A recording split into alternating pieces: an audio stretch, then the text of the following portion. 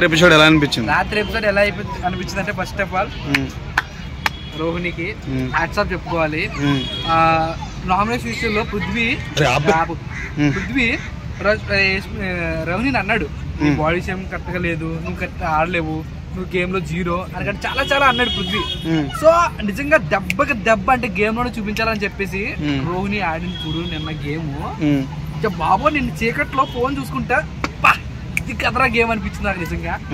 చాలా చాలా అంటే రోహిణికి అంటే అందరూ ఎక్స్పెక్ట్ చేయలేదు. రోహిణి అనే పర్సన్ ఏదో ఆడుతుంది, హెల్మెట్ అయిపోద్దులే, టాప్ 5 ఇంటికి వెళ్ళిపోద్దులే అనుకున్నారు. గేమ్ తర్వాత మొత్తం గ్రాఫ్ మొత్తం చెరిగిపోయింది.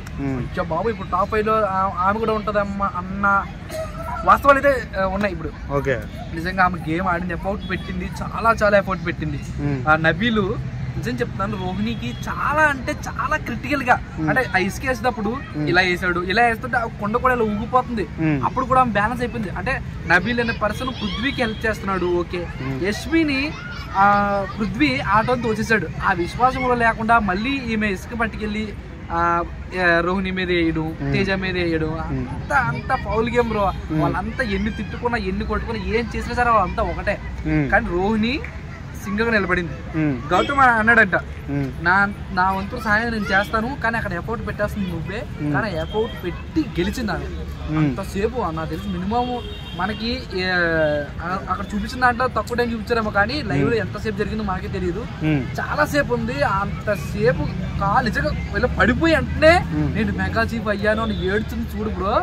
ప్రతి ఒక్క ఆడియన్ కళ్ళలో నీళ్ళనేది వచ్చాయి, నాకు కూడా వచ్చాయి నైట్. అంత బాగా ఆడింది అనిపిస్తుంది రోహిణి. ఫస్ట్ ఆఫ్ ఆల్ నిజంగా 70 అనే పార్ట్కి ఎగ్జాంపుల్ గా అలాగే ఆడింది, చాలా బాగా ఆడింది రోహిణి. ఎవరికి టకాఫర్ ఇచ్చింది డార్లింగ్? ఏమో అర్థం కాలే.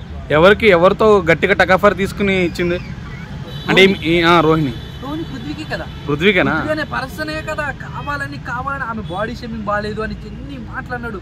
తను రోహిణి వచ్చినప్పటి కానీ పృథ్వీ టార్గెట్ రోహిణి మీదే ఉంది. ఆ టార్గెట్ కి రివర్స్ లో కౌంటర్ ఇచ్చింది రోహిణి నిజంగా నైట్ గేమ్ తో.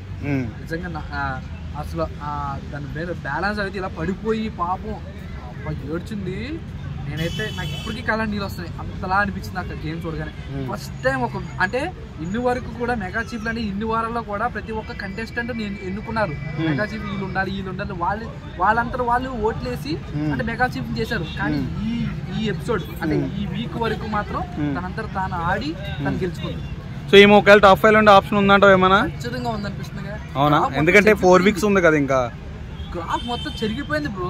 ఇప్పుడు అంటే రోహిణి అనే పర్సన్ ఇంత బాగా ఆడుతుంది గేమ్లు. ఇప్పుడు నెక్స్ట్ వచ్చి అనేది తప్పుకుంటాయి చాలా తప్పుకుంటాయి. సో ఆ టఫ్ గేమ్లు కూడా మనకి ఆ అమ్మాయి పెట్టగలదు, విన్ అవుతుంది అన్న థాట్లు అయితే కూడా వచ్చేసాయి నైట్ ఎపిసోడ్ చూసిన తర్వాత. సో ఇంకా చూసుకుంటే వీళ్ళు వెళ్ళిపోతారు. ఎవరు? యష్మి వెళ్ళిపోతే ఈ వారం. సో నెక్స్ట్ వీక్ వెళ్ళిపోతే టేస్ట్ వెళ్ళిపోవచ్చు.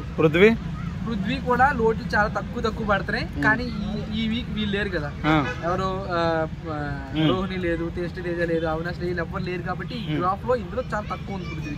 సో నెక్స్ట్ వీక్ చెప్పలేం. సో కానీ వీళ్ళు వెళ్ళిపోతారు.